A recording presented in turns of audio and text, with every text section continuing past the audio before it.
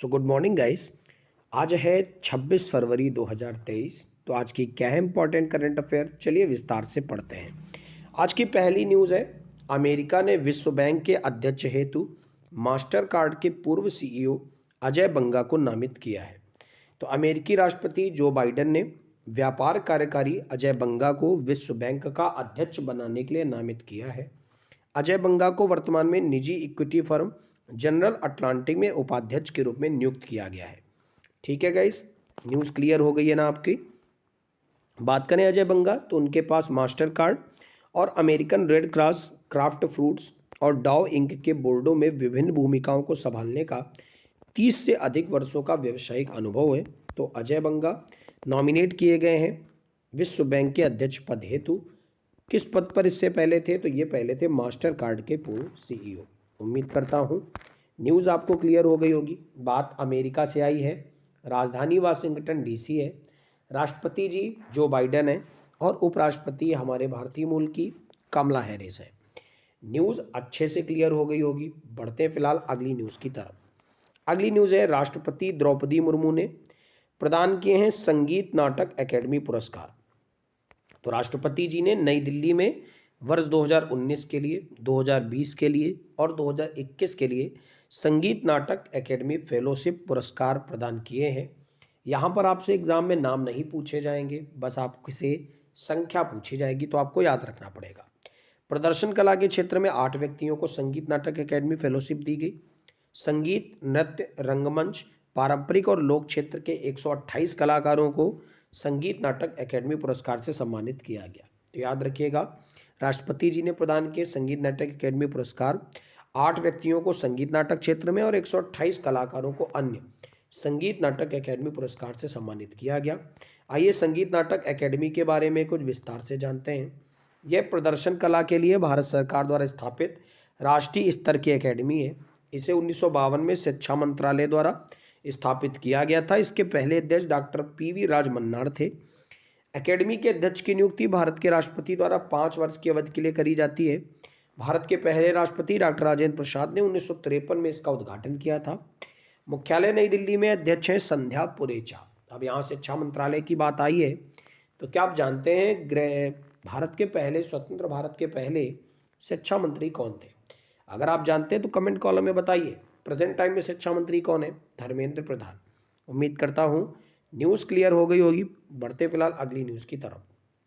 अगली न्यूज़ है, पुरुषों की व्यक्तिगत 50 मीटर राइफल 3 पोजीशन स्पर्धा में जीता है स्वर्ण पदक ऐश्वर्य ने। तो ऐश्वर्य प्रताप सिंह तोमर, इन्होंने मिस्र के काहिरा में ISSF विश्व कप में पुरुषों की व्यक्तिगत 50 मीटर राइफल 3 पोजीशन प्रतियोगिता में स्वर्ण पदक जीता है। उन्होंने ऑस्ट्रिया के अलेक्जेंडर समिरल को हराया है। 2022 में चागवोन विश्व कप में भी इन्होंने स्वर्ण पदक जीता था। तो याद रखिए ऐश्वर्य प्रताप सिंह का नाम। भारत 4 स्वर्ण पदकों के साथ पदक तालिका में अभी तक शीर्ष पर है और हंगरी 2 स्वर्ण पदकों के साथ दूसरे स्थान पर है। उम्मीद करता हूँ ये न्यूज़ भी आपको क्लियर हो गई होगी कि ऐश्वर्य प्रताप सिंह ने काहिरा मिस्र में चल रही पोजीशन स्पर्धा में स्वर्ण पदक जीता है। ठीक है, यहाँ पर बात 2 देशों की, ऑस्ट्रिया जिसकी राजधानी वियना है, हंगरी जिसकी राजधानी बुडापेस्ट है। कमेंट कॉलम में आंसर करिए कि वियना में किन किन संगठनों के हेडक्वार्टर पड़ते हैं। अगर आपको नहीं पता है तो वीडियो के डिस्क्रिप्शन में जाइए, आपको एक लिंक मिलेगा, वहाँ पर मैंने प्लेलिस्ट दी हुई है सक्सेस सीरीज़ की। सक्सेस सीरीज़ एक ऐसी प्लेलिस्ट है जहाँ पर जीके के 50+ वीडियोज़ को मैंने डिस्कस किया है। आपकी आगामी परीक्षाओं के लिए बहुत ही ज़्यादा इंपॉर्टेंट है। बढ़ते फिलहाल अगली न्यूज़ की तरफ। अगली न्यूज़ है, गुजरात के स्कूलों में कक्षा 1 से लेकर 8 तक अनिवार्य रूप से पढ़ाई जाएगी गुजराती। तो गुजरात सरकार कक्षा 1 से कक्षा 8 तक के छात्रों के लिए गुजराती भाषा को अनिवार्य बनाने के लिए एक कानून लाने की योजना बना रही है। गुजरात उच्च न्यायालय ने गुजरात सरकार से मातृभाषा को संरक्षित करने के लिए स्थानीय स्कूलों में गुजराती भाषा को अनिवार्य करने के लिए एक कानून बनाने का आग्रह किया है। ठीक है, सरकार ने 28 फरवरी 2023 को राज्य विधानसभा में एक विधेयक पेश करने की घोषणा की है, जिसके बाद एक कानून बना दिया जाएगा कि गुजरात के स्कूलों में कक्षा 1 से लेकर कक्षा 8 तक अनिवार्य रूप से गुजराती भाषा पढ़ाई जाएगी। गुजरात की बात करें, भूपेंद्र पटेल की यहाँ पर सरकार है और गवर्नर कौन बने हैं ये आप कमेंट कॉलम में आंसर करिए। गुजरात के अहमदाबाद के केवड़िया में ही विश्व की सबसे ऊंची मूर्ति स्टैचू ऑफ यूनिटी बनी हुई है सरदार वल्लभ भाई पटेल की, जिसको किसने डिजाइन किया था, ये भी आप कमेंट कॉलम में जाकर आंसर करें। ज़्यादा से ज़्यादा आंसर दिया करें कमेंट कॉलम में, क्योंकि ज़्यादा से ज़्यादा आंसर करेंगे तो आपकी ही चीज़ें तैयार होंगी। ठीक है, बढ़ते हैं फिलहाल अगली न्यूज़ की तरफ। अगली न्यूज़ है यूक्रेन युद्ध को लेकर एफएटीएफ ने रूस की सदस्यता को निलंबित कर दिया है। अब रूस के साथ इतना कुछ हो रहा है, ठीक है, तो एफएटीएफ क्या है? Financial action task force, global anti money laundering watchdog financial action task force ने यूक्रेन युद्ध को लेकर रूस की सदस्यता को निलंबित कर दिया है। एफएटीएफ ने रूसी कार्यवाही अस्वीकार रूप से एफएटीएफ के मूल सिद्धांतों के विपरीत है ऐसा बताया है, जिसका उद्देश्य सुरक्षा और वैश्विक वित्तीय प्रणाली की अखंडता को बढ़ावा देना है। ठीक है, इसने दक्षिण अफ्रीका को विशेष जांच के तहत देशों की ग्रे सूची में जोड़ा है। उम्मीद करता हूँ न्यूज़ क्लियर हो गई होगी। तो आइए कुछ स्टैटिक जी के पॉइंट के अंदर एफएटीएफ के बारे में जान लेते हैं। एफएटीएफ वैश्विक मनी लॉन्ड्रिंग और आतंकवादी वित्त पोषण निगरानी संस्था है। 2012 में इसने अपने दायरे में जन विनाश के हथियारों के प्रसार के वित्त पोषण का मुकाबला करने के प्रयासों को जोड़ा। मुख्यालय पेरिस फ्रांस में है। अध्यक्ष हैं टी राजा कुमार। संस्थापक G7 है। स्थापित जुलाई 1989 में होता है। सदस्य 39 हैं।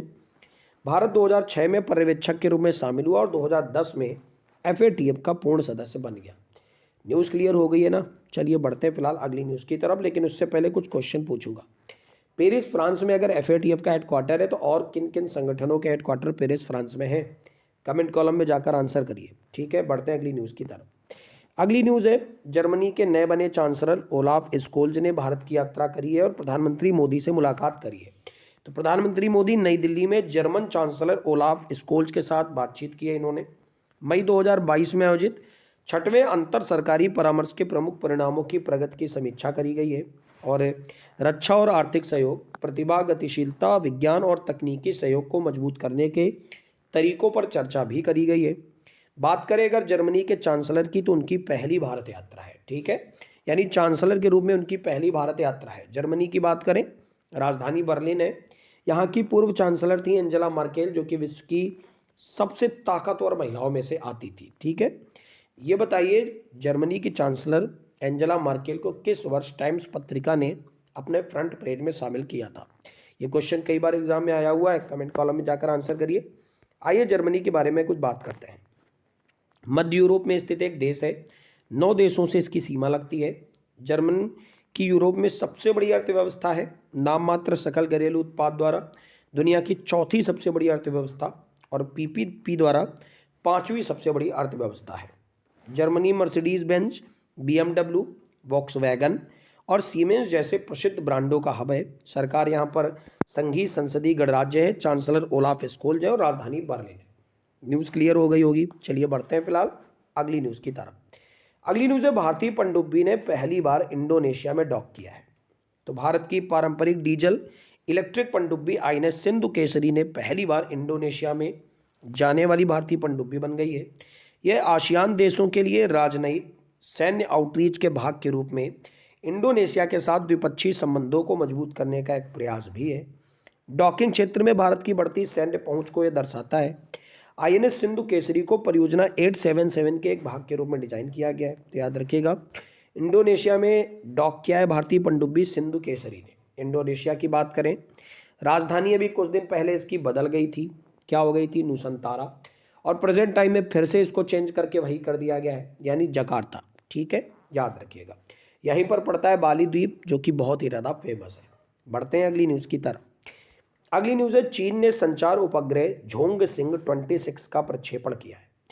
तो चीन ने 333 मिलियन अमेरिकी डॉलर की लागत से संचार उपग्रह झोंग सिंह 26 लॉन्च किया है।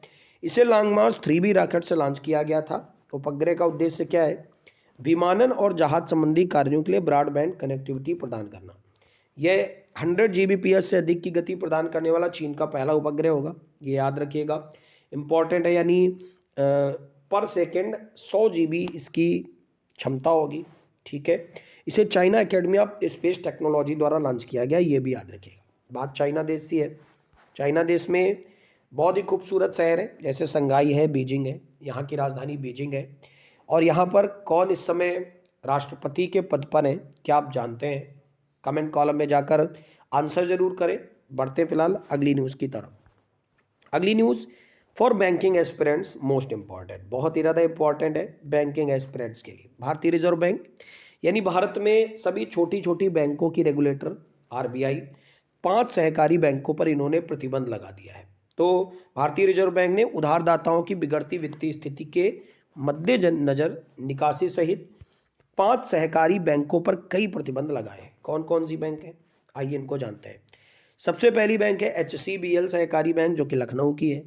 आदर्श महिला नगरी सहकारी बैंक, फिर है सिमसा सहकारा बैंक, उसके बाद है उराव कोंडा कोऑपरेटिव टाउन बैंक, फिर है शंकर राव मोहिते पाटिल सहकारी बैंक। इन 5 बैंकों पर इन्होंने प्रतिबंध लगा दिया है। मैं आपको बता दूं, कोई भी बैंक पर प्रतिबंध आरबीआई लगा सकती है तब जब कोई बैंक बिना कोई लिमिट लगाए लगातार लोन बांटती जा रही है और अपने आप को डुबाती जा रही है। तो आरबीआई को अधिकार होता है कि वो या तो उस पर जुर्माना लगा दे और या फिर कोई बड़ा अगर धोखा किया है बैंक ने तो उसका लाइसेंस ही रद्द कर दे।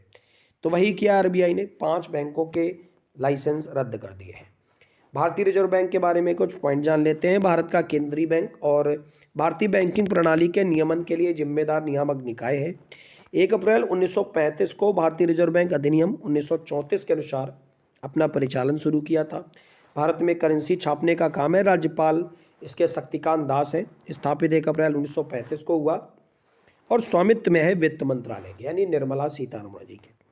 न्यूज़ क्लियर हो गई है ना। चलिए बढ़ते फिलहाल अगली न्यूज़ की तरफ। अगली न्यूज़ है SS राजामौली के निर्देशन में बनी RRR ने 6वें Hollywood critics association film award में सर्वश्रेष्ठ अंतर्राष्ट्रीय फिल्म का पुरस्कार जीता है। पुरस्कार Beverly Hills Los Angeles USA में आयोजित करे गए। RRR ने HCA में सर्वश्रेष्ठ एक्शन फिल्म, सर्वश्रेष्ठ स्टंट और सर्वश्रेष्ठ मूल गीत नातू नातू के लिए 3 अन्य पुरस्कार भी जीते हैं। नातू नातू गाने को MM कीरावनी ने कंपोज किया था। याद रखिएगा, ये न्यूज़ भी अच्छी है, बहुत ही ज़्यादा इंपॉर्टेंट है। बढ़ते फिलहाल अगली न्यूज़ की तरफ।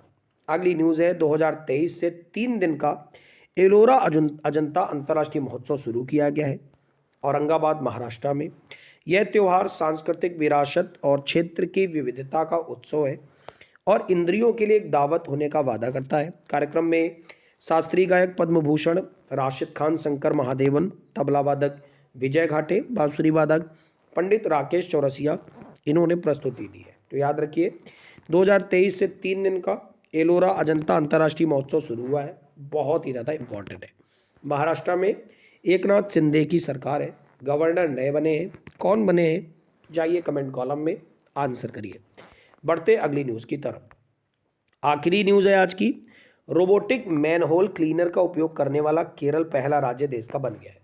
तो केरल सरकार ने गुरुवायूर शहर में सीवेज को साफ करने के लिए रोबोट मेहतर बैंडिकूट लॉन्च किया है। इसके साथ केरल देश का पहला ऐसा राज्य बन गया है जिसने अपने सभी चालू मैनहोलों को साफ करने के लिए रोबोटिक टेक्निक का प्रयोग किया है। जल संसाधन मंत्री रोसी आगस्टाइन ने केरल जल प्राधिकरण द्वारा त्रिशूर जिले में गुरुवायूर सीवरेज परियोजना के तहत बैंडिकूट का शुभारंभ किया है। बैंडिकूट के बारे में जान लेते हैं। तिरुवनंतपुरम स्थित जेन रोबोटिक्स द्वारा विकसित एक रोबोटिक स्कैवेंजर है, दुनिया का पहला रोबोटिक स्कैवेंजर है और इसका काम होगा मेन होल की सफाई करना। ठीक है। हाल ही में केरल स्टार्टअप मिशन द्वारा आयोजित हडल ग्लोबल 2022 कॉन्क्लेव में केरल प्राइड पुरस्कार भी जीता था।